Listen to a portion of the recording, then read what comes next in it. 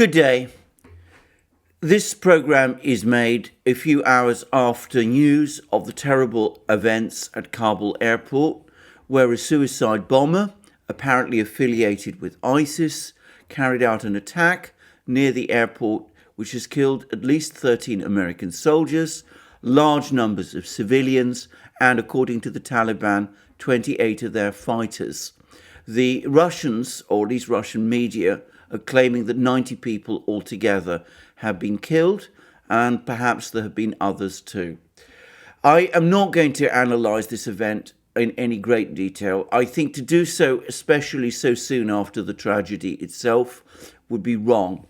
And I would say, of course, that like everyone else at a time like this, my thoughts and all our thoughts are with the families of the people who have died and who have had to experience these terrible losses.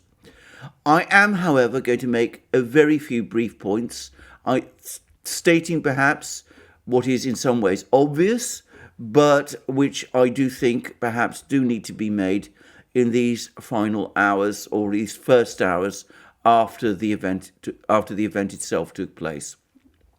Firstly, it's worth bearing in mind that this operation that was launched in 2001 in Afghanistan by the United States and its allies, principally and primarily Britain, was launched initially as an anti-terrorist enterprise. It was done in order to root out terrorist groups, specifically Al-Qaeda and Osama bin Laden, who were in fact at that time situated within Afghanistan itself. Now, what is absolutely clear from this latest tragedy is that that operation has failed. Terrorist groups, Islamist terrorist groups, still operate in Afghanistan. They still concentrate and focus their energies on Americans and have carried out an attack which has killed Americans, and they are still present. To my mind, nothing illustrates more completely the utter failure of US policy and British policy in Afghanistan than this latest attack.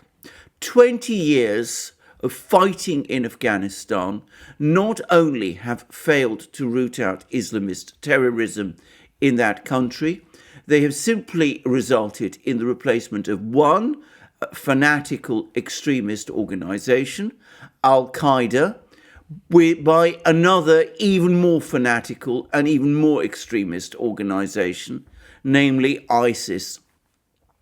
The one consolation one can take from this is that the new authorities that are gradually emerging in Afghanistan, namely the Taliban, unquestionably see this attack as a strike against their own authority. They have previously made clear that they do not have any intention of tolerating Islamist groups, Islamist terrorist groups like ISIS or Al-Qaeda on Afghan territory. And this event will have undoubtedly reinforced that view, if only because their own fighters were targeted and the attack on the airport at this time is a clear challenge by ISIS to the Taliban's authority and control of the country. I'm going to say as well, by the way, and in parenthesis, that in my opinion, the presence of ISIS in Afghanistan will be seen by the Taliban leadership as a far more important and serious challenge to their authority within Afghanistan than the latest talk of a Northern Alliance grouping establishing itself in the Panjshir Valley, 150 kilometers north of Kabul. That grouping, in my opinion, is hardly a significant threat to the Taliban, and I understand that it is already in negotiations with the Taliban in order, with a view to laying down its arms and perhaps joining this inclusive government that the Taliban are talking about creating. In my opinion, the correct approach to dealing with terrorism in a country like Afghanistan is to get the predominant Afghan authorities, namely the Taliban, to deal with it. Now, that is very much the view that the Russians have been expressing, and I would add it is the approach the Russians took when they faced a jihadi problem in the Caucasus in the 2000s. What they did there was that, as well as sending their own army to fight the jihadi fighters that had established themselves in the Caucasus, they aligned themselves with Ramzan Kadyrov and his father, who were both from a family of Islamic clerics.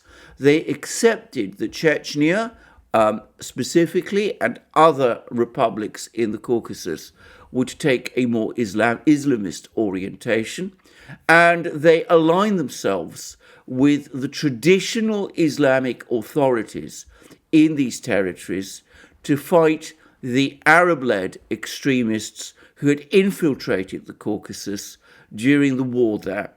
And that, I think, is exactly the approach that the Russians are proposing to take in Afghanistan, align themselves with the authentic Afghan Islamist grouping, the Taliban, in order to fight against the far more radical, far more extreme, and far more dangerous Islamist groups like Al-Qaeda and ISIS, which, as was the case in the wars in the Caucasus, have used the wars in Afghanistan in order to establish a presence there.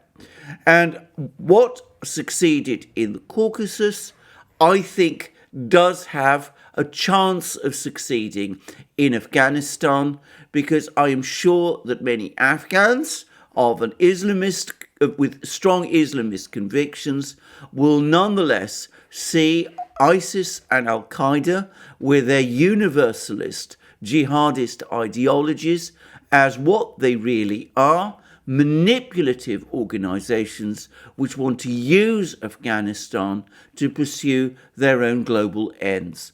And I think that if one acts in a way that taps into the resentments that Afghans will feel towards these interlopers and outsiders that are causing or threatening to cause destabilization in their own country, and aligns with the authentic Afghan forces like the Taliban to fight and defeat them, I think this is a policy that has a real prospect of success. Anyway, that is all I'm going to say about that.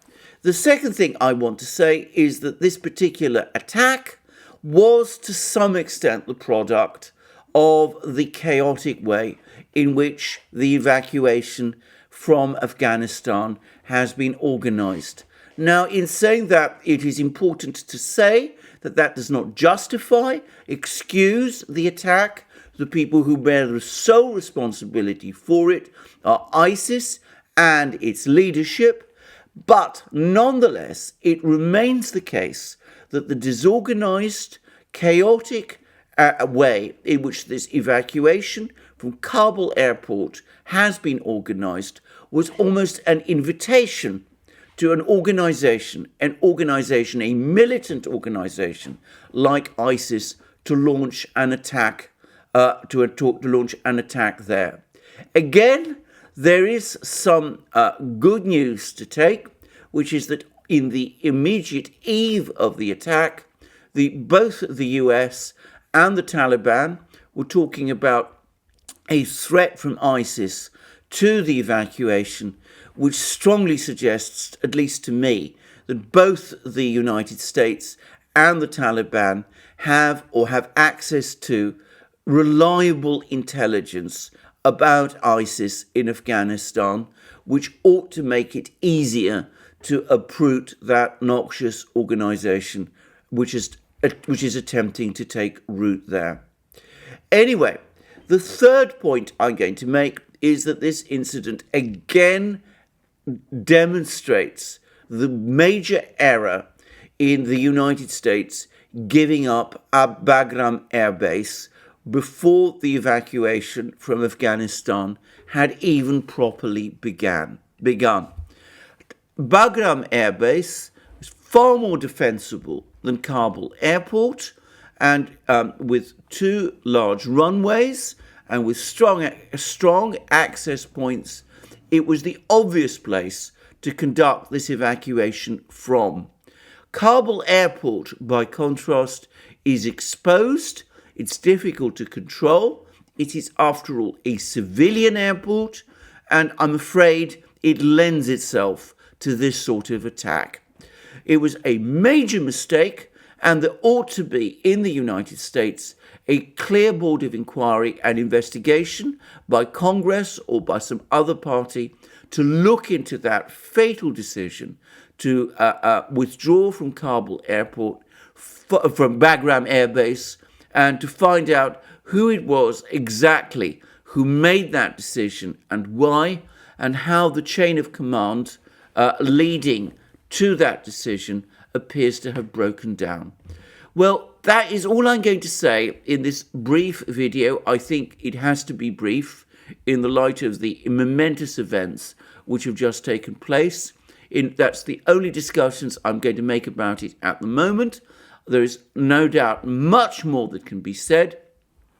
It seems to me that whatever else has happened, ISIS has exposed itself in Afghanistan and has demonstrated to most Afghans, the vast majority of Afghans, and to the Taliban what a danger it is to them, which might actually, as I said, facilitate the attempts to consolidate and stabilize the country.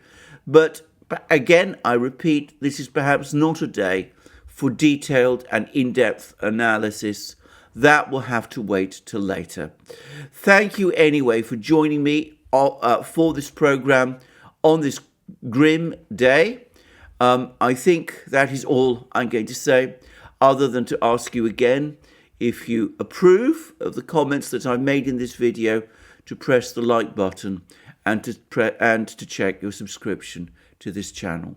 Thank you for joining me again.